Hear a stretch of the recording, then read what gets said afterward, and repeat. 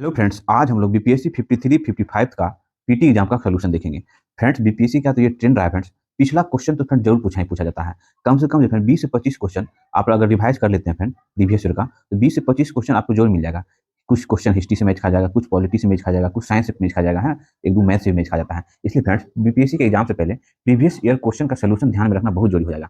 इसलिए फ्रेंड हम लोग ये सीरीज चला रखे हैं, ठीक है, जिसमें आज हम लोग 53 55 बीपीएससी का क्वेश्चन सोल्यूशन देखेंगे। फ्रेंड, आपने अगर इससे पहले का नहीं देखा है तो प्लेलिस्ट में जाके देख सकते हैं। ठीक है, तो आज स्टार्ट करते हैं। आज का पहला क्वेश्चन जो भारतीय इतिहास से, प्राचीन इतिहास से रिलेटेड जो क्वेश्चन पूछे गए आपके 53 55 एग्जाम में, उस पर डिस्कस करते हैं। ठीक है, तो देखिए, निम्नलिखित में से कौन सा हड़प्पा बंदरगाह है? तो फिर इनमें से लोथल जो फिर वो हड़प्पा है ना, नगर है जो बंदरगाह है। ठीक है, लोथल गुजरात के भोगवा नदी के किनारे स्थित है। ठीक है, हड़प्पा में यह एक प्रमुख बंदरगाह था। लोथल की खोज 1954 ईस्वी में एस.आर. राव के द्वारा किया गया था। इस स्थल पर फिर मृदभांड, मोहर तथा कई पाषाणकालीन उपकरण प्राप्त हुए हैं। लोथल में मिनी हड़प्पा के नाम से भी जाना जाता है, और इसमें यहाँ पे पैमाना भी मिला हुआ है। ठीक है, एक ये भी स्टाफ ध्यान रखें। देखिए हम लोग कितना ब्रीफ डिस्कशन के लिए लोथल के बारे में। अब इससे रिलेटेड 2 4 5 क्वेश्चन पे तो हम लोग डिस्कस कर ही लिए। इस वजह से डिवीजन है वो काफी इंपॉर्टेंट हो जाता है आपके एग्जाम के लिए। ठीक है, नेक्स्ट क्वेश्चन फ्रेंड देखिए, गुप्त सम्राट किसने हुनों को पराजित किया? फिर वो गुप्त सम्राट कौन था? तो स्कंद गुप्त था वो, जिसने हुनों को पराजित किया। देखिए, हुन ने सर्वप्रथम 458 ईस्वी में भारत पर आक्रमण किया। उस समय गुप्त शासक स्कंद गुप्त का शासनकाल था। स्कंद गुप्त ने हुनों को पराजित कर उसे वापस जाने के लिए विवश कर दिया था। स्कंद गुप्त गुप्त वंश का 8वां राजा था, जिसकी राजधानी जो है वो पाटलिपुत्र थी। इसका शासनकाल 455 से 467 ईस्वी तक था। ठीक है, इसने विक्रमादित्य की उपाधि धारण की थी। इसने तो स्कंद गुप्त ने, और चंद्रगुप्त द्वितीय भी विक्रमादित्य की उपाधि धारण किया था। ठीक है, ध्यान रखेंगे। और वह यह जो है विष्णु स्तंभ का निर्माण कराया था स्कंद गुप्त ने। ठीक है, देखें 4 5 क्वेश्चन हम लोग कवर कर लिए ना फ्रेंड। जैसे बीपीएससी पीटी का एग्जाम खत्म होता है फ्रेंड्स, वैसे ही हम लोग बीपीएससी का मेंस के लिए तैयारी के लिए बेस्ट जुड़ जाएंगे। सारा मटेरियल फ्रेंड्स तैयार है प्रीवियस ईयर का क्वेश्चन सोल्यूशन का, है ना फ्रेंड्स। हम लोग पीटी एग्जाम के बाद मेंस पे पूरा अच्छे से फोकस करेंगे, इसलिए फ्रेंड चैनल से जुड़ जाए। अगला क्वेश्चन है, कलहन की पुस्तक का नाम क्या है? तो कलहन की पुस्तक का नाम है, आप सभी को पता है कौन, तो राज तरंगिणी। कश्मीर के प्रसिद्ध कवि एवं उपन्यासकार कलहन द्वारा राज तरंगी पुस्तक लिखी गई है। इसमें कश्मीर का इतिहास का विस्तार पूर्वक वर्णन मिलता है। राज तरंगिणी में कुल 8 तरंग एवं 8000 श्लोक हैं। राज तरंगिणी का शाब्दिक अर्थ होता है राजाओं की नदी। ठीक फ्रेंड्स, नेक्स्ट क्वेश्चन है, किस अभिलेख में रुद्रदामन प्रथम की विभिन्न उपलब्धियां वर्णित है? तो फिर वो रुद्रदामन की विभिन्न उपलब्धियां वर्णित है, वो है जूनागढ़ अभिलेख में। रुद्रदामन का जूनागढ़ अभिलेख संस्कृत भाषा में लिखा गया पहला अभिलेख है। यह अभिलेख गुजरात के जूनागढ़ में स्थित है। सर्वप्रथम सुदर्शन झील का उल्लेख इसी अभिलेख में मिलता है, सुदर्शन झील का। ठीक है, सुदर्शन झील का निर्माण चंद्रगुप्त मौर्य के द्वारा करवाया गया था। और जूनागढ़ अभिलेख में रुद्रदामन को षष्ठ राज प्रतिष्ठान कहा गया है। किसको? तो रुद्रदामन को। ठीक है, ध्यान रखेंगे। Next question friends, Mahavir Swami का जन्म कहाँ हुआ था? तो फ्रेंड्स, महावीर स्वामी का जन्म जो है वो वैशाली के कुंडल ग्राम में हुआ था।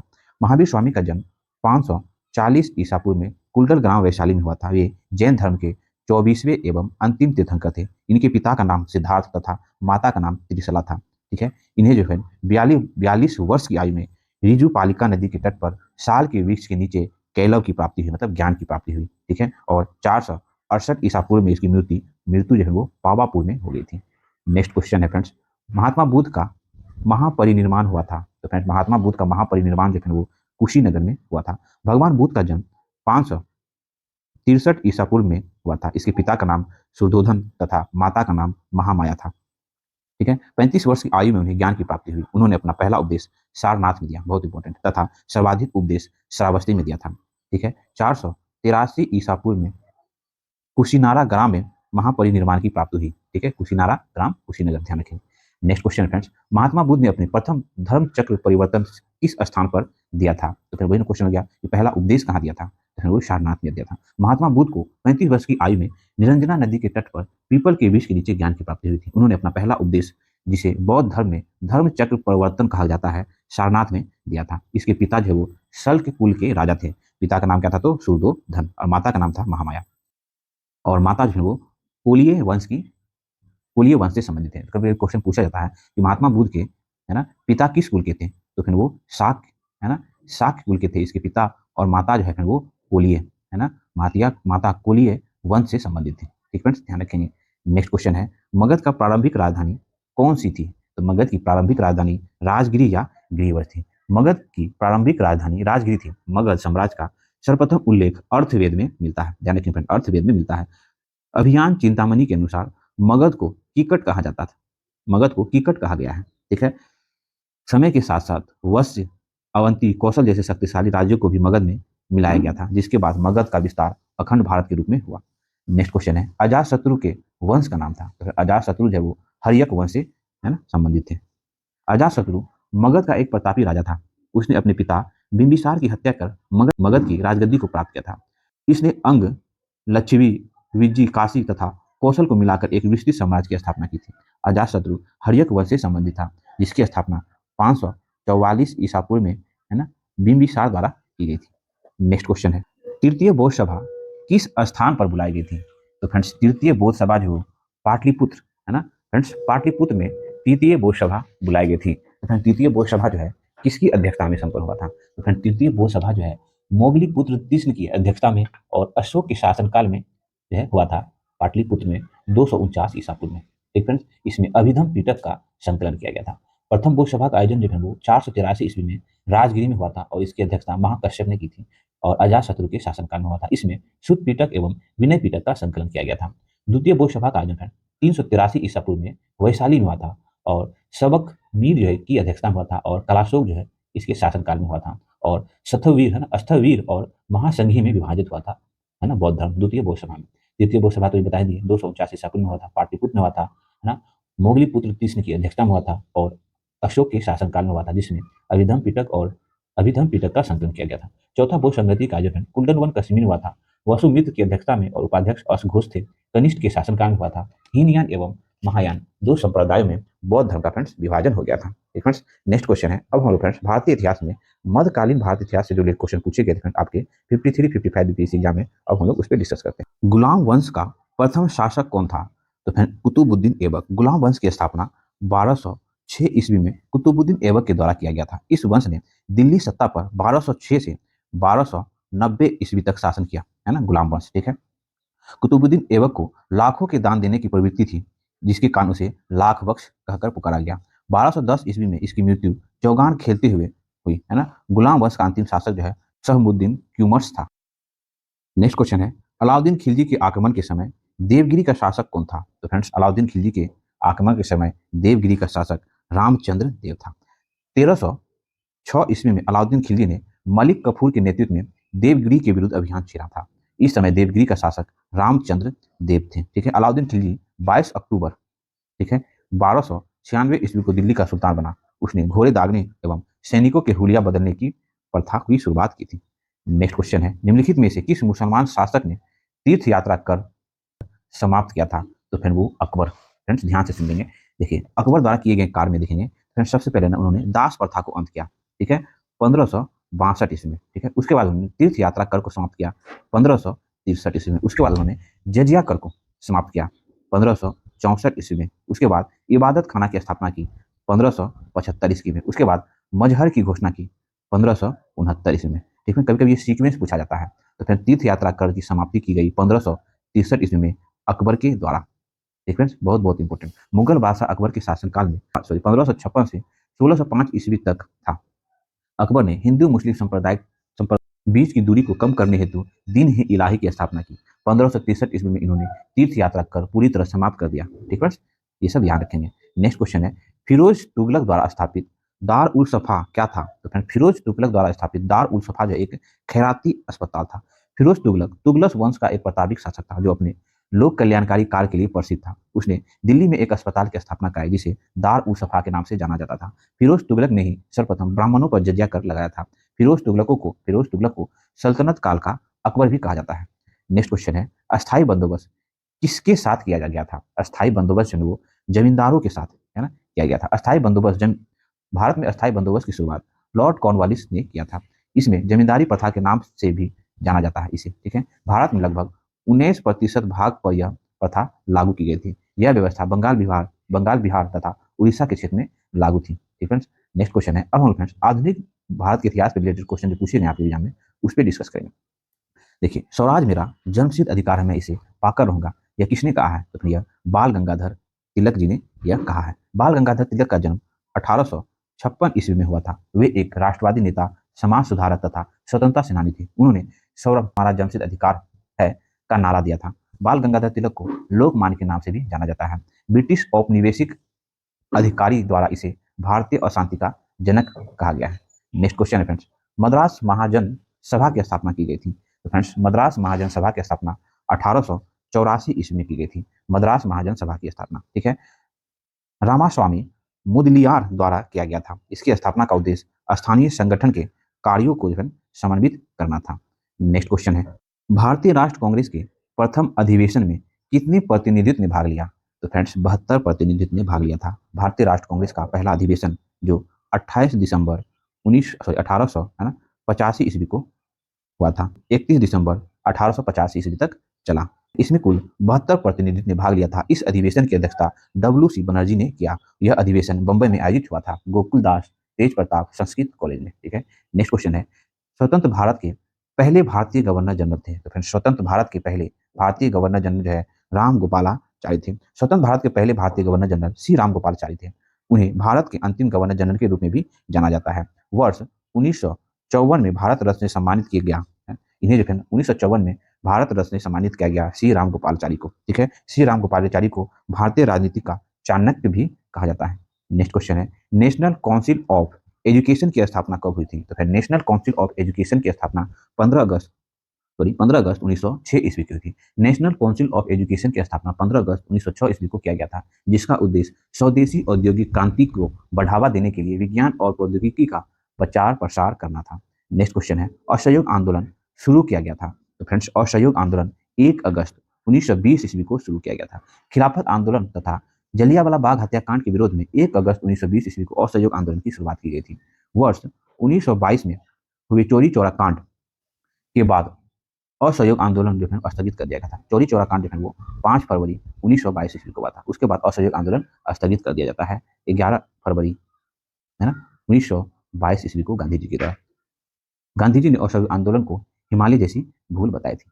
नेक्स्ट क्वेश्चन है, मोन्टेगियो चेक्सपोर्ट की रिपोर्ट। तो फ्रेंड्स, मोन्टेगियो चेक्सपोर्ट की रिपोर्ट जब वो भारतीय कब किया गया था, तो भारत सरकार अधिनियम 1919 का आधार बना था। मोन्टेगियो चेक्सपोर्ट रिपोर्ट के आधार पर ही भारत शासन अधिनियम 1919 को बनाया गया था और इस अधिवेशन के माध्यम से प्रांतों में वह शासन व्यवस्था लागू की गई थी और फिर इनमें महिलाओं को सर्वप्रथम वोट देने का अधिकार भी प्राप्त हुआ था, है ना, ये भी आप ध्यान रख सकते हैं। नेक्स्ट क्वेश्चन है, शेर ए पंजाब के नाम से इनमें से कौन मशहूर है। शेर ए पंजाब के नाम से लाला लाजपत राय मशहूर है। पंजाब राज्य के मूल निवासी लाला लाजपत राय को शेर ए पंजाब के नाम से जाना जाता है। वर्ष 1920 ईस्वी में भारतीय राष्ट्र कांग्रेस के कोलकाता अधिवेशन की अध्यक्षता इनके द्वारा की गई थी। इसमें गांधी जी ने जिसमें गांधी जी ने असहयोग आंदोलन का प्रस्ताव प्रस्तुत किया था। इन्होंने साइमन कमीशन के विरोध में साइमन कमीशन वापस जाओ के का जो है नारा दिया था। नेक्स्ट क्वेश्चन है, गांधी इरविल समझौता हुआ था। तो फिर गांधी इरविल समझौता जो है वो, है ना, 5 मार्च 1931 ईस्वी को हुआ था। महात्मा गांधी एवं इरविल के मध्य 5 मार्च 1931 ईस्वी को एक समझौता हुआ था, जिसे गांधी इरविल समझौता के नाम से जाना जाता है। इस समझौता को दिल्ली समझौता के नाम से भी जाना जाता है। इस समझौता के बाद भारत को समुद्र किनारे नमक बनाने का अधिकार दिया गया था।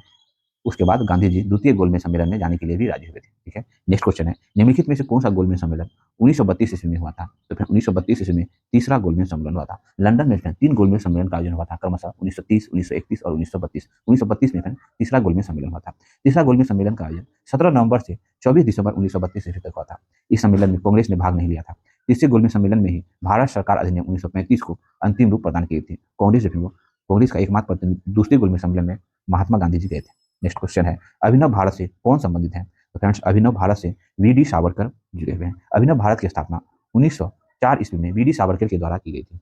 यह एक क्रांतिकारी संगठन था। वर्ष 1899 में मित्र मेला संगठन की स्थापना की गई थी एवं वर्ष 1904 में इसका विलय अभिनव भारत में कर दिया गया था। यह एक क्रांतिकारी संगठन था, ठीक है। करो या मरो का संबंध किस आंदोलन से है। तो फ्रेंड्स, करो या मरो का संबंध जो भारत छोड़ो आंदोलन से। भारत छोड़ो आंदोलन की शुरुआत 8 अगस्त 1942 ईस्वी को महात्मा गांधी जी के द्वारा की गई थी। भारत छोड़ो आंदोलन का प्रस्ताव जवाहरलाल नेहरू द्वारा रखा गया था, जिसका सरदार वल्लभ भाई पटेल ने समर्थन दिया था।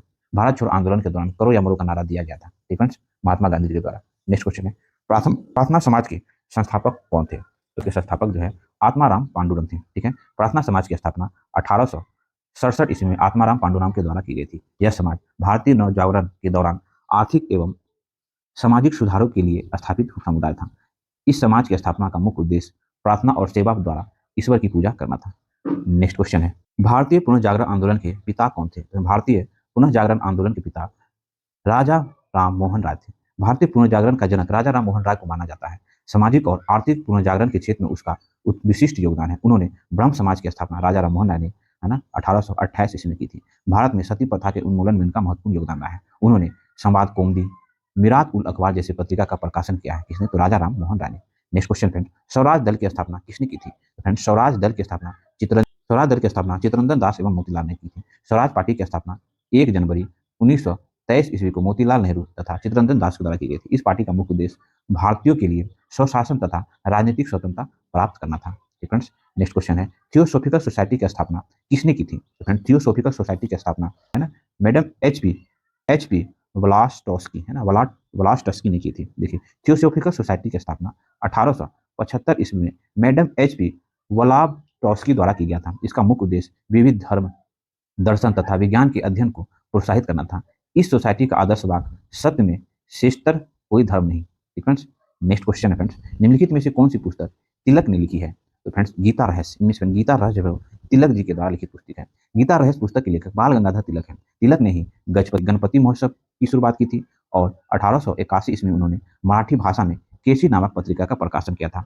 तिलक को भारतीय अशांति का जनक भी कहा जाता है। तिलक की मृत्यु 1 अगस्त 1920 ईस्वी को बंबई में हुई थी और इसी दिन असहयोग आंदोलन प्रारंभ हुआ था। ठीक है, इंडिया इन ट्रांजिशन, ये पुस्तक जो है वो M.N. राय द्वारा लिखी गई है। ठीक है, गोखले माई पॉलिटिकल गुरु, ये जो है वो महात्मा गांधी जी की पुस्तक है। उसके बाद डिस्कवरी ऑफ इंडिया, ये जो है वो जवाहरलाल नेहरू जी की पुस्तक है। नेक्स्ट क्वेश्चन फिर, कांग्रेस ने स्वराज प्रस्ताव वर्ष 1905 में पारित किया। यह प्रस्ताव का उद्देश्य था स्वशासन सुनिश्चित करना। जो है कांग्रेस का स्वराज प्रस्ताव वर्ष 1905 में पारित किया था, उसका उद्देश्य था। देखिए, कांग्रेस ने वर्ष 1905 ईस्वी में स्वराज प्रस्ताव को पारित किया था, जिसका उद्देश्य स्वशासन सुनिश्चित करना था। 1905 ईस्वी में हुए कांग्रेस अधिवेशन की अध्यक्षता गोपाल कृष्ण गोखले ने की थी। नेक्स्ट क्वेश्चन फ्रेंड्स, प्रांतीय सरकारों का गठन निम्नलिखित में से किस अधिवेशन के तहत किया गया? तो फ्रेंड, प्रांतीय सरकारों का गठन वो है भारत शासन अधिनियम 1935 के तहत किया गया। 1935 के अधिनियम में प्रांतीय सरकार के गठन का प्रस्ताव रखा गया था। इस अधिनियम द्वारा भारत में संघात्मक सरकार की स्थापना की गई थी एवं केंद्र में वेद शासन प्रणाली का शुरुआत किया गया था। इस अधिवेशन के द्वारा वर्मा को जो है भारत से अलग किया गया था, मतलब भारत जो है म्यांमार भारत से अलग हुआ था, है ना, 1935 के अधिनियम के द्वारा 1936 में। नेक्स्ट क्वेश्चन, अब हम लोग फ्रेंड्स बिहार राज्य विशेष से रिलेटेड आपके 53-55 बीपीएससी एग्जाम में जो क्वेश्चन पूछे गए फ्रेंड्स, हम लोग उस पर डिस्कशन करते हैं। ठीक है, तो देखिए, किसके प्रयत्नों से बिहार प्रांतीय कांग्रेस का दूसरा अधिवेशन हुआ था? तो फिर वो बिहार प्रांतीय कांग्रेस का दूसरा अधिवेशन जो है वो श्री दीप नारायण, है ना, श्री दीप नारायण सिंह के प्रयत्नों से हुआ था। दीप नारायण सिंह के प्रयत्नों से बिहार प्रांतीय कांग्रेस का दूसरा अधिवेशन आयोजित किया गया था भागलपुर में। दीप नारायण सिंह एक प्रमुख स्वतंत्रता सेनानी थे। इस अधिवेशन का आयोजन जो भागलपुर में किया गया था। और फ्रेंड्स, बिहार प्रांतीय कांग्रेस का पहला अधिवेशन जो पटना में हुआ था। ठीक है, नेक्स्ट क्वेश्चन है, भारतीय राष्ट्र कांग्रेस का 27वां अधिवेशन किस स्थान पर हुआ था? तो फिर भारतीय राष्ट्र कांग्रेस का 27वां अधिवेशन पटना बांकीपुर में हुआ था 1912 ईस्वी में। ठीक है, इस अधिवेशन की अध्यक्षता R.N. माधवकर ने की थी। ठीक है, और 1922 में कांग्रेस का अधिवेशन जो है वो 37वां था, जो गया में हुआ था। और उसकी अध्यक्षता हाजीपुर में बिहार स्टूडेंट्स कॉन्फ्रेंस का 16वां अधिवेशन हुआ था। तो फ्रेंड, वो 1921 ईस्वी में हुआ था। बिहारी स्टूडेंट कॉन्फ्रेंस का 16वां अधिवेशन 1921 ईस्वी में हाजीपुर में हुआ था। इस अधिवेशन की अध्यक्षता श्रीमती सरला देवी ने की थी। ठीक है, नेक्स्ट क्वेश्चन है फ्रेंड्स, बिहार के प्रमुख समाचार पत्र बिहारी के संपादक थे। तो फिर बिहार के प्रमुख समाचार पत्र बिहारी के संपादक बाबू महेश्वर प्रसाद थे। बिहार समाचार पत्र के प्रमुख संपादक बाबू महेश्वर प्रसाद थे। बिहार में अंग्रेजी भाषा का पहला अखबार द बिहार हेराल्ड था। ठीक है, जिसका प्रकाशन जो है वो 1875 ईस्वी में गुरु प्रसाद, है ना, बाबू गुरु प्रसाद सेन द्वारा किया गया था। नेक्स्ट क्वेश्चन है, राजकुमार शुक्ल किस गांव के निवासी थे? तो राजकुमार शुक्ल वो कुछ चंपारण के निवासी थे। मुरली भड़वा गांव के निवासी थे राजकुमार शुक्ल। उन्होंने अपने क्षेत्र में किसानों की समस्या का समाधान करने हेतु महत्वपूर्ण कदम उठाए। राजकुमार शुक्ल के प्रयासों से ही महात्मा गांधी आए, जो 1916 का लखनऊ अधिवेशन में उसे मिलकर, है ना, किसानों की 3 कट्ठा पद्धति को समाप्त करने के लिए आग्रह किया था और तत्पश्चात गांधी जी आए थे। नेक्स्ट क्वेश्चन है, श्री निवारण चंद्र दास गुप्ता थे। तो श्री निवारण चंद्र दास गुप्ता जो थे वो पुरुलिया से थे। श्री निवारण चंद्र दास गुप्ता पुरुलिया पश्चिम बंगाल के एक विद्यालय के अध्यापक थे। उन्होंने आजादी के समय विभिन्न स्तरों पर अपना योगदान दिया था। नेक्स्ट क्वेश्चन है, कुंवर सिंह राजा थे। तो फिर वो जगदीशपुर के राजा थे, आप लोग जान ही रहे हैं, है ना, वो जगदीशपुर के राजा थे। वीर कुंवर सिंह का जन्म 1777 ईस्वी में जगदीशपुर गांव में हुआ था। उन्होंने 1857 की प्रथम स्वतंत्रता संग्राम में अपना कुशल नेतृत्व क्षमता का प्रदर्शन किया तथा अंग्रेजी हुकूमत का जमकर सामना किया। 80 वर्ष की उम्र में भी उन्होंने अंग्रेजों से लोहा लिया एवं बिहार में इस क्रांति का नेतृत्व वीर कुंवर सिंह ने किया। वीर कुंवर सिंह की मृत्यु जो है वो 26 अप्रैल है ना 1858 ईस्वी को हो गई थी। तत्पश्चात उसके छोटे भाई अमर सिंह जो है वो आंदोलन का नेतृत्व किया।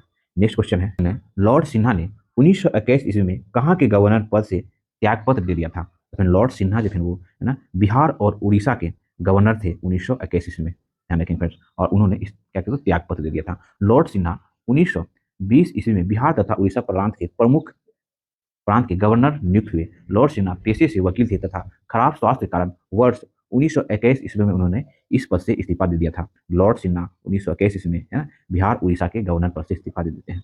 नेक्स्ट क्वेश्चन है, किस राज्य सरकार ने वर्ष 2010 तक स्थानीय निकायों में महिला का आरक्षण 50% कर दिया?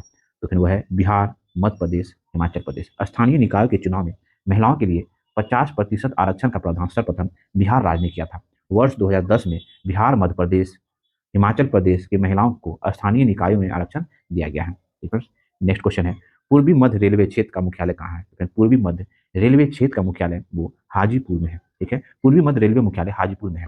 इसकी स्थापना जो है वो 1 अक्टूबर 2002 ईस्वी को हुई थी। इसके अंतर्गत मुगलसराय, सोनपुर, दानापुर, समस्तीपुर डिवीजन आते हैं। नेक्स्ट क्वेश्चन है, बिहार के उद्योगों का कमिश्नर दफ्तर कहाँ स्थित है? तो फिर बिहार के उद्योग का कमिश्नर दफ्तर पटना में स्थित है। बिहार के उद्योग का कमिश्नर दफ्तर पटना में स्थित है। इसकी स्थापना उद्योग संबंधी समस्या के समाधान हेतु किया गया था। नेक्स्ट क्वेश्चन है, उत्तर बिहार किसके लिए प्रसिद्ध है? तो फिर उत्तर बिहार जो वो बाढ़ के लिए प्रसिद्ध है। उत्तर बिहार में प्रतिवर्ष बाढ़ की समस्या से ग्रसित रहता है। इस कृषि हेतु काफी महत्वपूर्ण है, परंतु प्रत्येक वर्ष बाढ़ आने के कारण फसल का नुकसान हो जाता है। कोसी नदी को बाढ़ के कारण बिहार का शोक कहा जाता है। नेक्स्ट क्वेश्चन है, निम्नलिखित में से कौन सा शहर राष्ट्रीय राजमार्ग 2 पर स्थित नहीं है? तो फिर इनमें से पटना। ठीक है, राष्ट्रीय राजमार्ग 2 दिल्ली से कलकत्ता तक है ना जाती है। इस पर बिहार के जो है बिहार से कौन कौन तो सासाराम जिले से, औरंगाबाद जिले से और मेहनिया शहर में से गुजरती है। NH1 जो है वो ठीक है NH नेशनल हाईवे 1 जो है वो दिल्ली से आगरा तक जाता है। वही NH2 जो है वो दिल्ली से कोलकाता तक जाता है। वही NH3 जो है वो आगरा से मुंबई तक जाता है। और NH नेक्स्ट क्वेश्चन है, पटना अंतर्राष्ट्रीय हवाई अड्डा निम्नलिखित में से सीधे जुड़ा हुआ है? तो पटना हवाई अड्डा अंतर्राष्ट्रीय हवाई अड्डा सीधे रूप से जो है ना काठमांडू नेपाल, नई दिल्ली, कोलकाता, मुंबई, लखनऊ, वाराणसी, रांची से जुड़ा हुआ है। उपयुक्त ये हो जाएगा। देखिए, पटना अंतर्राष्ट्रीय हवाई अड्डा जयप्रकाश नारायण हवाई अड्डा के नाम से जाना जाता है। यहाँ काठमांडू, नई दिल्ली, मुंबई, कलकत्ता, रांची, वाराणसी आदि सीधे जुड़े हुए हैं। ठीक है, यहाँ से इस सब जगह के लिए फ्लाइट उपलब्ध है आसानी से। ठीक है, अगला क्वेश्चन है, बिहार में निम्नलिखित के द्वारा विमान सेवाएं उपलब्ध कराई जाती हैं? तो फिर कौन कौन कंपनी जो बिहार में विमान सेवा दे रही है? फिर वो इंडियन एयरलाइंस, सहारा एयरलाइंस, रॉयल नेपाल एयरलाइंस। ठीक है, अब तो और भी बहुत हो गया ना। देखिए, बिहार में विमान सेवा मुख्य रूप से इंडियन एयरलाइंस, सहारा एयरलाइंस आदि द्वारा संचालित किया जाता है। मौजूदा समय में Indian airlines, air India, Indigo, space jet आदि भी विमान सेवाएं उपलब्ध करा रही है। ठीक है, नेक्स्ट क्वेश्चन है, योजना आयोग ने 1993-94 में बिहार के लिए गरीबी रेखा से नीचे BPL का निम्नलिखित प्रतिशत प्रकलित किया है? तो फिर वो 35% प्रकलित किया। योजना आयोग ने 1993-94 में बिहार में गरीबी रेखा से नीचे रहने वाले लोगों की संख्या 35% बताई है। 35% बताई है। ठीक है, नेक्स्ट क्वेश्चन है, बिहार में यद्यपि जमींदारी संवैधानिक रूप से 1952 ईस्वी में हटा दी गई थी, तथापि भू नियंत्रण का सामाजिक आधार निम्नलिखित के हाथों रह गया। तो फिर वो प्रधान जाति के हिंदू के हाथों में रह गया। देखिए, प्रधान जाति को 1952 में हटा देने के बाद है ना भू नियंत्रण मुख्य रूप से प्रधान जाति के हिंदू के हाथ में रह गया था। नेक्स्ट क्वेश्चन है, बिहार राज्य विभाजन से पूर्व में कितने औद्योगिक क्षेत्र विकास प्राधिकरण थे? विभाजन से पूर्व की बात कर रहा है, वो 6 है ना, आदित्यपुर, बोकारो, पटना, रांची, दरभंगा, मुजफ्फरपुर।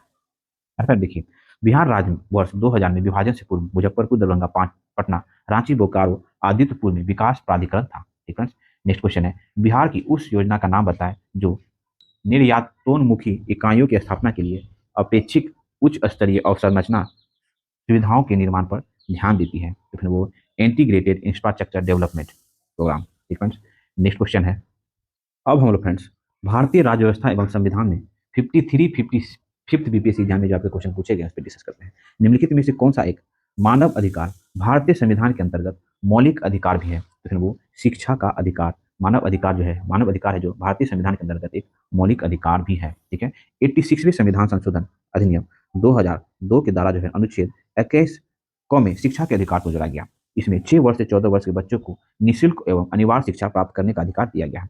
86वें संविधान संशोधन के माध्यम से शिक्षा को मौलिक अधिकार बना दिया गया है। और ये फ्रेंड देखिए, भारतीय संविधान में संशोधन करके शिक्षा का अधिकार कब जोड़ा गया? फ्रेंड भारतीय संविधान में संशोधन करके शिक्षा का अधिकार 1 अप्रैल 2010 ईस्वी को जोड़ा गया। भारतीय संविधान के अनुच्छेद 21 क में शिक्षा के अधिकार को 2002 में 86वें संविधान संशोधन द्वारा जोड़ा गया। ठीक है, 1 अप्रैल 2010 को संपूर्ण भारत में शिक्षा के इस अधिकार को लागू किया गया और शिक्षा जो वो समवर्ती सूची का विषय है। ठीक फ्रेंड्स, नेक्स्ट क्वेश्चन है, भारतीय संविधान में शामिल है, तो फिर भारतीय संविधान में मूल रूप से 395 अनुच्छेद 22 भाग और 12 अनुसूची शामिल है। भारतीय संविधान सभा ने की स्थापना 9 दिसंबर 1946 ईस्वी को हुई थी। इसका उद्देश्य भारत की व्यवस्था को सुचारू रूप से चलाने के लिए एक संविधान का निर्माण करना था। वर्तमान में भारत का संविधान विश्व का सबसे बड़ा लिखित संविधान है। मूल संविधान में 95 अनुच्छेद 22 भाग तथा 8 अनुसूचियां थी, जबकि वर्तमान में 400 से अधिक अनुच्छेद हो चुका है ना, 22 भाग है और 12 अनुसूची है। ठीक है, नेक्स्ट क्वेश्चन पे, राज्यसभा में होता है, तो राज्यसभा में क्या होता है ना, 250 सदस्य, जिसमें 12 सदस्य जो है वो राष्ट्रपति के द्वारा मनोनीत किए जाते हैं। ठीक है, तो ये स्टेटमेंट क्या फ्रेंड सही है। देखिए, भारत की संसद का निर्माण राष्ट्रपति, राज्यसभा, लोकसभा की संयुक्त रूप से मिलकर होता है, जिसमें राज्यसभा जो है उच्च सदन, लोकसभा निम्न सदन होता है। राज्यसभा में अधिकतम सदस्यों की संख्या जो है वो 250 हो सकती है। वर्तमान में सदस्यों की संख्या 245 है, जिसमें 12 सदस्यों का मनोनयन जो है वो राष्ट्रपति के द्वारा किया जाता है। वही लोकसभा में 2 सदस्यों का मनोनयन राष्ट्रपति के द्वारा किया जाता है लोकसभा में। ठीक है, राज्यसभा में 12। ठीक है, राज्यसभा का गठन 3 अप्रैल, ठीक है, 1952 ईस्वी को हुआ था।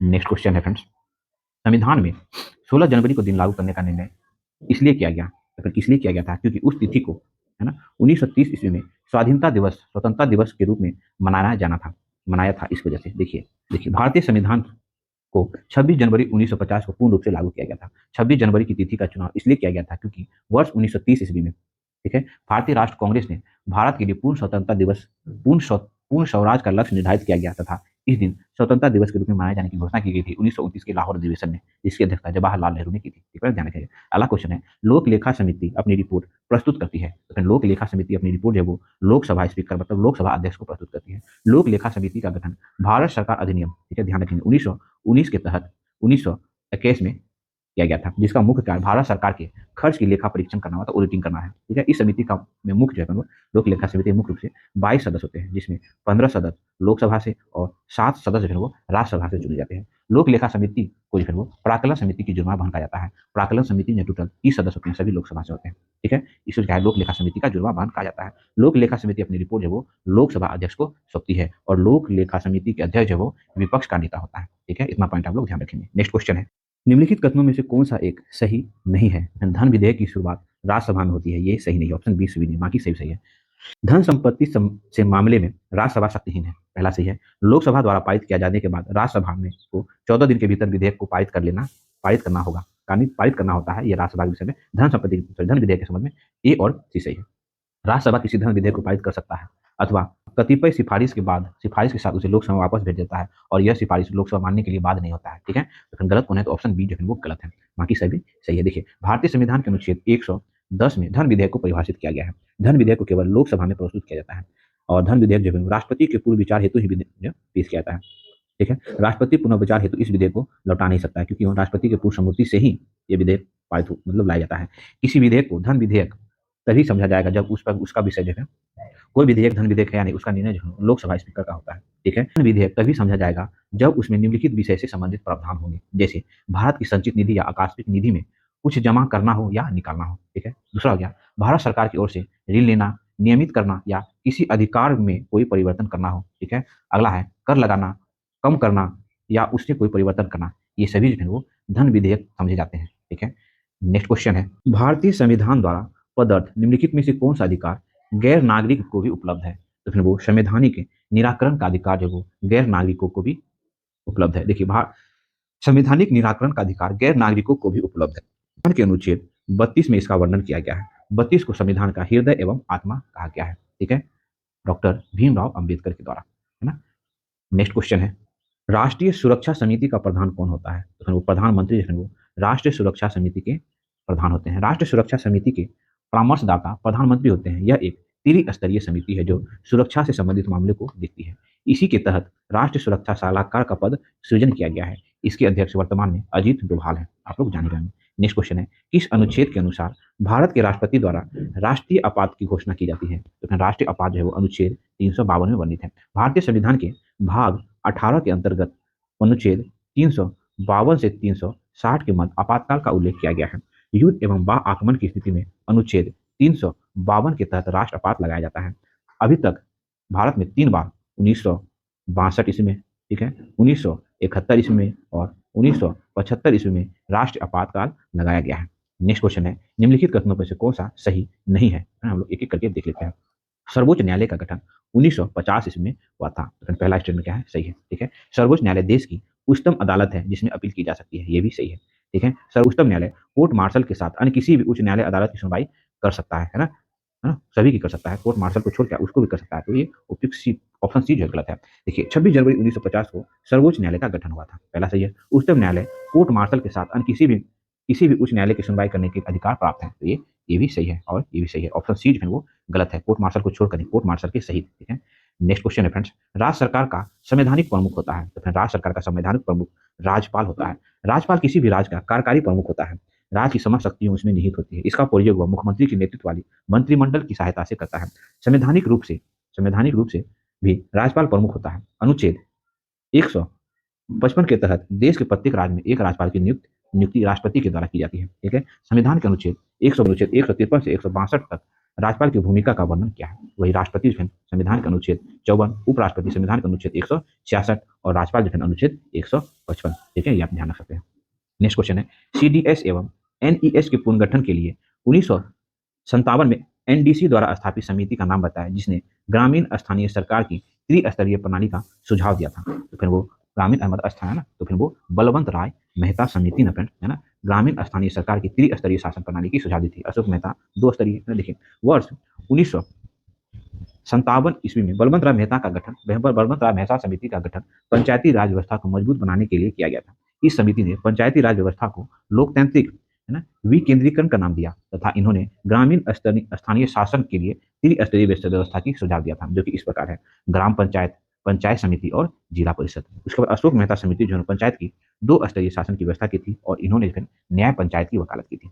नेक्स्ट क्वेश्चन है, अशोक मेहता समिति निम्नलिखित में से किसकी सिफारिश की थी? तो अशोक मेहता समिति पंचायती राज की 2 स्तरीय सरकार की व्यवस्था की थी, मतलब सिफारिश की थी। अशोक मेहता समिति का गठन 1977 ईस्वी में, मतलब दिसंबर 1977 ईस्वी में किया गया था। इस समिति में कुल जो है 13 सदस्य, इसने वर्ष 1978 में अपनी रिपोर्ट प्रस्तुत की। इस समिति ने पंचायती राज व्यवस्था की 2 स्तरीय बनाने का सुझाव दिया था। इसने राज्य में विकेंद्रीकरण का प्रथम स्तर जिला को माना तथा जिला स्तर के नीचे मंडल पंचायत की गठन की बात की थी। इस समिति ने ग्राम पंचायत एवं तथा पंचायत समिति को समाप्त करने का सुझाव दिया था। फ्रेंड्स नेक्स्ट क्वेश्चन है, दुमटी या लो मिट्टी में मिट्टी का कौन सा कण मिलता है?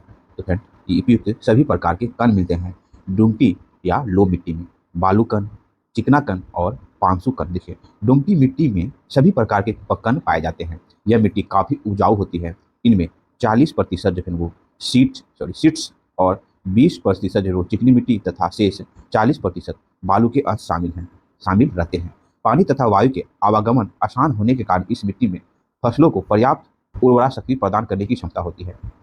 यह अपने कुल भार का 50% पानी रोक सकती है।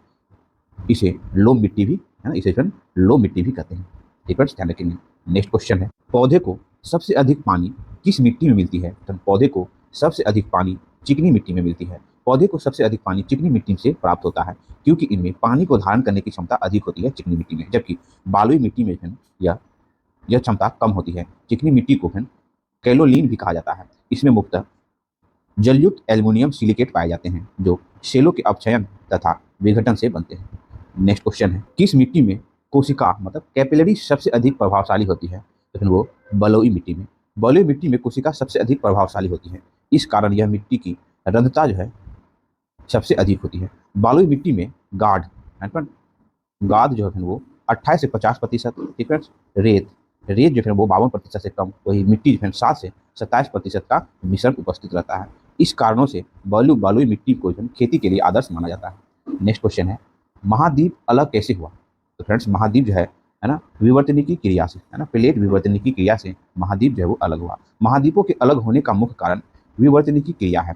विवर्तनिकी से तात्पर्य पृथ्वी की प्लेटों के बीच सापेक्षिक गति सापेक्षिक गतियां हैं जो पृथ्वी के भीतर अंतर्जात बल का परिणाम होता है। पृथ्वी पर जो है वो मुख्यतः 6 बड़े प्लेट तथा 20 छोटे प्लेट पाए जाते हैं। ठीक फ्रेंड्स, नेक्स्ट क्वेश्चन है फ्रेंड्स, निम्नलिखित में से कौन सौर मंडल का भाग नहीं है? ये तो बीपीएससी में 2-4 बार क्वेश्चन पूछा गया है। तो फिर ये निहारिका जो है वो सौर मंडल का भाग नहीं है।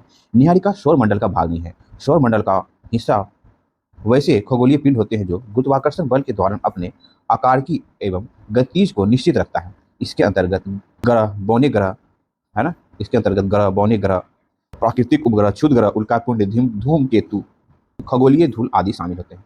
निहारिका खरबों तारों की एक विशाल अवस्था होती है, इसमें जिसमें बड़ी संख्या में मुख्य रूप से हाइड्रोजन गैस के बादल एवं धूल कण होते हैं। तारों के ऐसे प्रत्येक समूह को निहारिका कहते हैं। नेक्स्ट क्वेश्चन है, अरब सागर में पानी का औसत खारापन है, तो फिर वो 35 पीपीटी। अरब सागर में पानी का औसत खारापन 35 पीपीटी है। प्रति 1000 ग्राम जल में घुले नमक की मात्रा ग्राम को लवणता कहा जाता है। इसे प्रायः पीपीटी या प्रतिशत में व्यक्त किया जाता है। ठीक है, ध्यान रखेंगे। वही बंगाल खाड़ी में अधिकतर हिमालय एवं प्रायद्वीपीय नदियां अपना जल विसर्जित करती है, जिस कारण बंगाल की खाड़ी की जलीय लवणता फिर अरब सागर की तुलना में कम है ना। सर्वाधिक नदियां तो बंगाल की खाड़ी में गिरती है। विश्व में सबसे अधिक लवणता तुर्की के, है ना, तुर्की के वान झील में फिर लगभग 330% जो है वहाँ लवणता है, जबकि मृत सागर में 238% लवणता है, जबकि ग्रेट सल्ट लेक की जो है वो 320% लवणता है ना। लवणता को प्रभावित करने वाले कारक देखेंगे तो तापमान, वर्षा, स्वच्छ जल और प्रचलित हवाएं एवं समुद्री जलधारे जो है वो, है ना, महासागरीय लवणता को प्रभावित करती है। नेक्स्ट क्वेश्चन है, काहिरा का समय ग्रीनविच से 2 घंटे आगे है, अतः यह स्थित है। तो फिर काहिरा का समय अगर ग्रीनविच से 2 घंटा आगे है तो फिर वो अतः किस अक्ष देशांतर पर स्थित होगा? तो फिर वो 30 डिग्री पूर्वी देशांतर पर स्थित होगा ना। आगे है तो फिर ये पृथ्वी की आगे है, तो फिर ये 180 डिग्री है ना। आगे है तो पूर्व समय आगे है तो ये पूर्व की ओर होगा, ये पूर्वी है ना, ये दक्षिणी पश्चिमी हो जाएगा। तो आगे है तो देखिए 2 घंटा आगे है, तो हम लोग जान रहे हैं सूर्य को 1 डिग्री ट्रेवल करने में 4 मिनट लगता है। तो फिर वो 2 घंटा इसका टू कितना हो जाएगा? 120 मिनट। उस हिसाब से कितना हो जाता है? 30 डिग्री हो जाता है ना। तो 30 डिग्री पूर्वी देशांतर है वो आगे है ना। पूर्वी देशांतर में 30 डिग्री पूर्वी देशांतर पर स्थित है काहिरा, तभी तो 2 घंटा समय आगे है। ठीक है फ्रेंड्स, हम लोग इस चैनल पे ना घटनाचक्र की पुस्तक से हम लोग भारत का ज्योग्राफी बहुत अच्छे से डिस्कस किया। उसमें भारत के मानक समय, है ना, ये सब अच्छे से वहाँ पे डिस्कस किया हुआ है। फ्रेंड्स, आप लोग वो वीडियो जरूर देख लेंगे, घटनाचक्र का सीरीज, जिसमें हम लोग हिस्ट्री, पॉलिटी, साइंस को खत्म करते हैं। अब हम लोग उसमें ज्योग्राफी चला रहे हैं। ठीक है, ध्यान रखेंगे।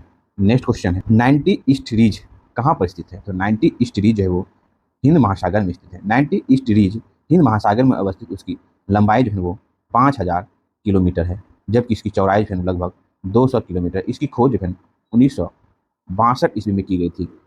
यह जो है 90 डिग्री ईस्ट मेरिडियन पर अवस्थित है। नेक्स्ट क्वेश्चन है, वलन क्रिया किसका परिणाम है? तो फ्रेंड्स, वलन क्रिया जो है पर्वत निर्माणकारी बल का परिणाम है। नेक्स्ट क्वेश्चन है, अमृतसर एवं शिमला लगभग एक ही अक्षांश पर स्थित है, परंतु उनकी जलवायु में विभिन्नता का कारण है। तो फिर उनकी जलवायु विभिन्नता का कारण है उसकी ऊंचाई में विभिन्नता। देखिए, अमृतसर एवं शिमला लगभग एक ही अक्षांश पर स्थित है, परंतु उसकी जलवायु में पर्याप्त विभिन्नता है। इसका मुख्य कारण है उसके समुद्र तल से ऊंचाई से विभिन्नता है। अमृतसर जो है वो समुद्र तल से ये 768 फीट ऊंचाई पर स्थित है, जबकि शिमला जो है वो 7236 फीट की ऊंचाई पर स्थित है। ऊंचावच जलवायु निर्धारण का एक प्रभावी कारक होता है। नेक्स्ट क्वेश्चन है फ्रेंड्स, सागरीय लवणता का मुख्य स्रोत है। तो सागरीय लवणता का मुख्य स्रोत नदियां होता है। सागर के अलावा लवणता के अन्य नियतक परिबल है ना। प्रचलित पवने, ताप एवं समुद्री जलधारा, कुछ मात्रा में ज्वालामुखी निश्चित पदार्थ से लवणता प्रभावित होती है। ठीक फ्रेंड्स, नेक्स्ट क्वेश्चन है, अब हम लोग फ्रेंड्स भारत का भूगोल से रिलेटेड आपके 53, 56 बीटी या में जो क्वेश्चन पूछे गए हैं उस पर डिस्कस करते हैं। निम्नलिखित में से कौन सा शहर गंगा नदी के किनारे स्थित नहीं है? तो फ्रेंड्स, इनमें से हो जाएगा फतेहपुर। फतेहपुर जो है वो गंगा नदी के किनारे स्थित नहीं है। फतेहपुर गंगा नदी के किनारे स्थित नहीं है। गंगा नदी के किनारे स्थित प्रमुख शहर देख लेंगे तो कानपुर हो जाएगा, ठीक है, इलाहाबाद हो जाएगा, पटना हो जाएगा, भागलपुर हो जाएगा, वाराणसी हो जाएगा, हरिद्वार हो जाएगा, साहिबगंज हो जाएगा, है ना, उत्तरकाशी हो जाएगा आदि। ठीक है, ध्यान रखेंगे। नेक्स्ट क्वेश्चन है फ्रेंड्स, झारखंड में कोयला की खानें स्थित हैं। तो झारखंड में कोयला की खानें जो झाड़ियाँ में स्थित हैं। झारखंड में झाड़िया कोयला भंडारण के लिए प्रसिद्ध है। देश का सबसे बड़ा कोयला भंडारण झाड़िया कोयला भंडारण ही है। देश में सर्वप्रथम कोयला खनन झारखंड एवं रानीगंज में शुरू हुआ था। ठीक है, कोल इंडिया की रिपोर्ट के अनुसार 2021 से 2022 के अनुसार कोयला उत्पादन में छत्तीसगढ़ प्रथम स्थान पे है, जबकि झारखंड जो है वो चौथे स्थान पर आ गया है। नेक्स्ट क्वेश्चन है, क्षेत्रफल के क्रम में भारत के सबसे बड़े राज्य हैं। तो क्षेत्रफल के क्रम में राजस्थान सबसे बड़ा है, उसके बाद मध्य प्रदेश, उसके बाद महाराष्ट्र। क्षेत्रफल की दृष्टि से भारत के प्रमुख राज्य प्रमुख बड़े राज्य का क्रम राजस्थान, मध्य प्रदेश और महाराष्ट्र है। बिहार 2001 के जनगणना के अनुसार बिहार राज्य भारत का सबसे बड़ा राज्य था, तो फिर वो तो तीसरा सबसे बड़ा राज्य था बिहार। वर्ष 2001 की जनगणना के अनुसार बिहार जनसंख्या की दृष्टि से तीसरे स्थान पर तथा 2001 की जनगणना के अनुसार बिहार की जनसंख्या लगभग जो है 8.30 करोड़ थी, जबकि 2011 की जनगणना के अनुसार बिहार की जनसंख्या जो है 10 करोड़ 40 लाख समथिंग है। फ्रेंड्स नेक्स्ट क्वेश्चन है फ्रेंड्स, टिस्को संयंत्र किसके नजदीक स्थित है? तो फ्रेंड्स टिस्को संयंत्र जो है वो है ना टाटा नगर के बगल में स्थित है ना, नजदीक स्थित है। टिस्को मतलब Tata iron and steel company limited Jamshedpur Tata Nagar के समीप स्थित है। इसकी स्थापना जो है वो 1907 ईस्वी में जमशेद जी टाटा ने की थी। नेक्स्ट क्वेश्चन है, निम्नलिखित में से किस राज्य में अनुसूचित जाति के लोगों की संख्या सबसे अधिक है? तो अनुसूचित जाति पूछ रहा है ना, सबसे अधिक है तो ये पंजाब। भारत में सबसे अधिक अनुसूचित जाति पंजाब राज्य में है। भारत में 5 सबसे अधिक अनुसूचित जनजाति राज्य देखेंगे, पंजाब, हिमाचल प्रदेश, पश्चिम बंगाल, उत्तर प्रदेश एवं हरियाणा का स्थान आता है। फ्रेंड्स नेक्स्ट क्वेश्चन है, हेलो फ्रेंड्स, अब हम लोग फ्रेंड्स विश्व का भूगोल पर चर्चा करेंगे जो आपके 53, 56 बीपी एग्जाम में क्वेश्चन पूछे गए थे। देखिए, तकला मकान मरुस्थल किस देश में स्थित है? तकला मकान मरुस्थल जो चीन में स्थित है। तकला मकान चीन में स्थित मरुस्थल है। यह जिनजियांग प्रांत में स्थित यह एक शीत मरुस्थल है। फ्रेंड्स नेक्स्ट क्वेश्चन है, हिंद महासागर और लाल सागर को कौन सी जल संधि जोड़ती है? तो फ्रेंड्स हिंद महासागर और लाल सागर को जो है वो है ना बल अल मंदेव है ना, बल अल मंदेव जल संधि जोड़ती है हिंद महासागर को लाल महासागर से। ठीक है, देखिए जल संधि से तात्पर्य ऐसे जलीय मार्ग जो दो बड़े जलीय समूह को आपस में जोड़ती है, इसलिए इसे जल डमरू मध्य भी कहा जाता है। होर्मुज जल संधि फारस की खाड़ी को ओमान की खाड़ी एवं अरब सागर से जोड़ती है। ठीक है, वही मलक्का जल संधि है वो हिंद महासागर को प्रशांत महासागर को जोड़ती है, हिंद महासागर एवं प्रशांत महासागर को जोड़ती है। वही बोस्पोरस है ना, बोस्पोरस जल संधि में काला सागर को है ना मरमरा सागर को साथ में जोड़ती है। ठीक फ्रेंड्स नेक्स्ट क्वेश्चन है, निम्नलिखित में से कौन सा शहर किसी देश की राजधानी नहीं है? तो ये सिडनी, सिडनी जो है वो किसी देश की राजधानी नहीं है, बल्कि रियाद जो है वो सऊदी अरब की राजधानी है। ठीक है, केनबरा जो है ऑस्ट्रेलिया की राजधानी है ना, आप लोग सिडनी सोचेंगे ऑस्ट्रेलिया की राजधानी है ना, केनबरा है ऑस्ट्रेलिया की राजधानी, और वेलिंगटन जो है वो न्यूजीलैंड की राजधानी है। नेक्स्ट क्वेश्चन है, विश्व में सबसे अधिक कोयला उत्पादन करने वाला देश है? तो फिर वो है चीन। विश्व में कुल कोयला उत्पादन का लगभग 90% हिस्सा चीन में उत्पादित होता है। विश्व में कोयला उत्पादन में जो है चीन प्रथम स्थान पे, उसके बाद यूएसए का स्थान आता है, उसके बाद रूस का स्थान आता है, उसके बाद भारत का स्थान आता है। भारत में सबसे अधिक कोयला का उत्पादन छत्तीसगढ़ राज्य में होता है। ठीक है, झारखंड में भारत का सबसे बड़ा कोयला भंडारण है। ठीक है, भंडारण जो है वो झारखंड में सबसे ज़्यादा है, उत्पादन जो है कोयला का छत्तीसगढ़ में सर्वाधिक होता है। ठीक है, ये पॉइंट आप लोग ध्यान में रखेंगे। ठीक है, नेक्स्ट क्वेश्चन फ्रेंड, अब हम लोग फ्रेंड्स इकोनॉमिक्स अर्थव्यवस्था से लेकर आपके 53, 56 बीपीएससी एग्जाम में जितने क्वेश्चन पूछे गए फ्रेंड, जो आपके आने वाले एग्जाम के रिवाइज पॉइंट ऑफ व्यू से भी काफी इंपॉर्टेंट होगा, अब हम लोग फ्रेंड उस पर डिस्कस करेंगे। ठीक है, तो देखिए फ्रेंड स्टार्ट करते हैं। ऊर्जा के वाणिज्यिक स्रोतों में विशुद्धतम शामिल होते हैं, तो फिर वो शक्ति, कोयला, तेल, गैस, जल विद्युत एवं यूरेनियम शामिल होते हैं। देखिए, शक्ति, कोयला, तेल, गैस, जल विद्युत, यूरेनियम आदि जो है ऊर्जा के वाणिज्यिक स्रोत हैं, जबकि जलावन की लकड़ियां, वनस्पति आदि जो है गैर वाणिज्यिक स्रोत होते हैं। ठीक है, ध्यान रखेंगे। नेक्स्ट क्वेश्चन है, भारत में सर्वप्रथम तेल ऊर्जा संकट कब हुआ था? तो भारत में सर्वप्रथम तेल एवं ऊर्जा संकट जो है वो 1970 और 1980 के दौरान हुआ था। वर्ष 1970 और वर्ष 1980 के दौरान भारत में 1970 में से 1980 के बीच के वर्षों में देश में ऊर्जा संकट का दौर रहा। वर्ष 1973 में तेल निर्यातक देश ओपेक ने तेल की कीमत में अचानक 4 गुना की वृद्धि कर दी। इस कदम से भारत और औद्योगिक एवं परिवहन विकास नकारात्मक रूप से प्रभावित हुआ। तेल की बढ़ती कीमत ने देश के सामने भयंकर संकट पैदा कर दी थी। फ्रेंड्स क्वेश्चन है फ्रेंड्स, देखिए भारत में किस तरह की अर्थव्यवस्था है? तो फिर भारत में जो है मिश्रित अर्थव्यवस्था है। भारत की अर्थव्यवस्था मिश्रित अर्थव्यवस्था है, क्योंकि इस अर्थव्यवस्था में पूंजीवादी एवं समाजवादी दोनों का सह अस्तित्व है। अमेरिका एवं यूरोप देशों में वो पूंजीवादी अर्थव्यवस्था, ठीक है, वही रूस, चीन, क्यूबा में समाजवादी अर्थव्यवस्था है। पूंजीवादी अर्थव्यवस्था विकसित अर्थव्यवस्था का घोतक होता है। नेक्स्ट क्वेश्चन है, भारतीय कोयला उद्योग की निम्नलिखित समस्याओं पर विचार कीजिए। फ्रेंड देखिए, निम्न कोटि का कोयला एवं कोयला संचालन में भारत में जो कोयला का पाया जाता है वो निम्न कोटि का कोयला है। कोयला 4 प्रकार का होता है फ्रेंड, पीट, दुष्टम किस्म का कोयला होता है फ्रेंड, सबसे निम्न किस्म का कोयला होता है पीट, उसके बाद लिग्नाइट, उसके बाद बिटुमिनस, उसके बाद एंथ्रासाइट। तो एंथ्रासाइट सबसे उच्चतम किस्म का होता है। ठीक है, पीट और लिग्नाइट है ना, ये भारत में पाया जाता है, जो कि निम्न किस्म का कोयला होता है। धुलाई संसाधनों की उपयोग क्षमता कम, भारत में कोयला उद्योग के फ्रेंड निम्नलिखित समस्याएं, ये भी सही है। कोकिंग कोयला के आयात पर बढ़ती निर्भरता, ये भी सही है। और कार संचालन कीमतें है ना, कार संचालन कीमतें में वृद्धि, ये सभी जो है भारत में कोयले उद्योग की निम्नलिखित समस्याएं हैं। ठीक है, तो वे उपयुक्त में से सही हो जाएगा। ठीक है, अगला क्वेश्चन है, चल योजना के बारे में निम्नलिखित पर विचार करें। तो फ्रेंड्स चल योजना क्या है? चालू वर्ष के लिए एक योजना जिसमें वार्षिक बजट शामिल होता है। ठीक है, चल योजना कहते हैं, चल योजना है। यह योजना 3, 4 या 5 वर्षों के लिए निर्धारित होती है। बिल्कुल सही। यह अर्थव्यवस्था की आवश्यकता अनुसार प्रति वर्ष संशोधित होती है। ये भी सही है। 10, 15 अथवा 20 वर्षों के लिए एक सापेक्ष योजना है, चल योजना है। फ्रेंड्स, दोस्तों 2011 में आया हुआ था। नेक्स्ट क्वेश्चन है, भारत में योजना आयोग की स्थापना किस वर्ष हुई थी? तो भारत में योजना आयोग की स्थापना जो है वो 15 मार्च 1950 ईस्वी को भारत में योजना आयोग की स्थापना हुई थी। देखिए, भारत में योजना आयोग का गठन 1950 ईस्वी में हुआ था।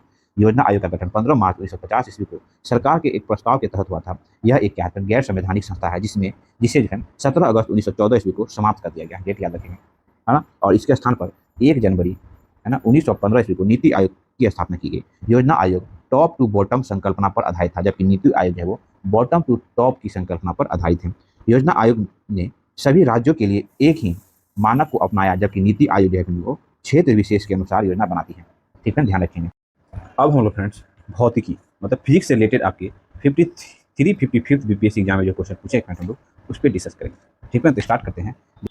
सौर विकिरण निम्नलिखित में से किस परास में दिखता है? तो फ्रेंड्स सौर विकिरण जो है वो 400 से 700 नैनोमीटर परास में दिखता है। सौर विकिरण का तरंगदैर्घ्य परास 400 से 700 नैनोमीटर होता है। यह दृश्य विकिरण होता है जो प्रिज्म से गुजरने पर 7 रंगों में विभक्त हो जाता है।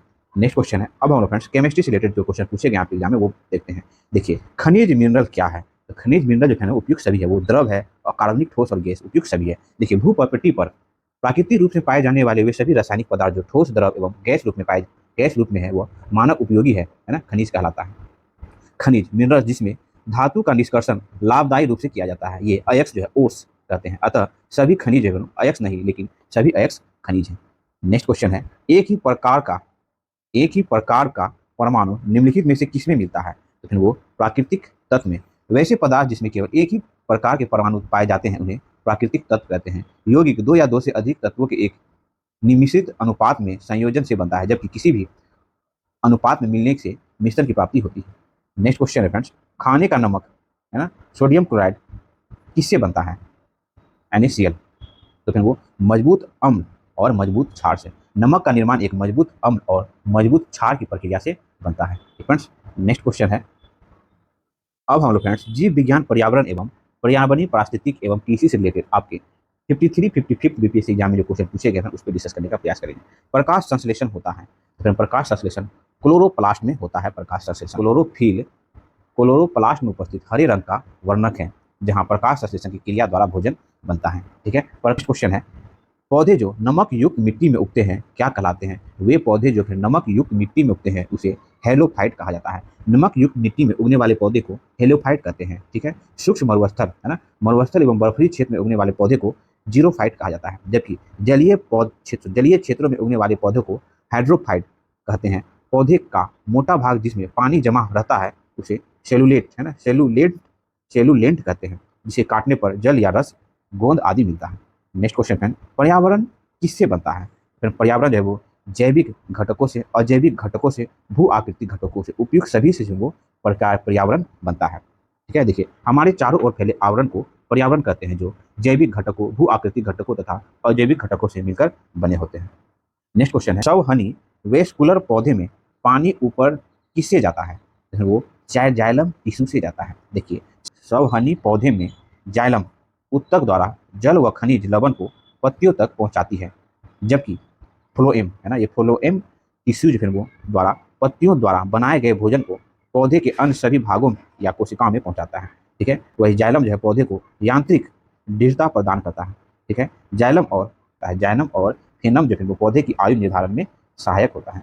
नेक्स्ट क्वेश्चन है, पौधे का कौन सा भाग फूल बनने का उद्दीपन ग्रहण करता है? तो फिर वो शाखा है ना, पौधे का शाखा भाग है वो है ना, फूल बनने का उद्दीपन ग्रहण करता है। पौधे का वह भाग जो भूल के मूलाकांत से विकसित होता है जड़ कहलाता है। यह प्रकाश के विपरीत तथा भूमि की ओर बढ़ती है तथा भूमि के ऊपर होता है एवं प्रकाश की ओर भूमि के विपरीत वृद्धि करता है। शाखाएं तने पर ही विकसित होते हैं, जिससे वो फूल बनता है। नेक्स्ट क्वेश्चन है, सहज प्रणाली का परिवर्धन निम्नलिखित में से कौन सा है?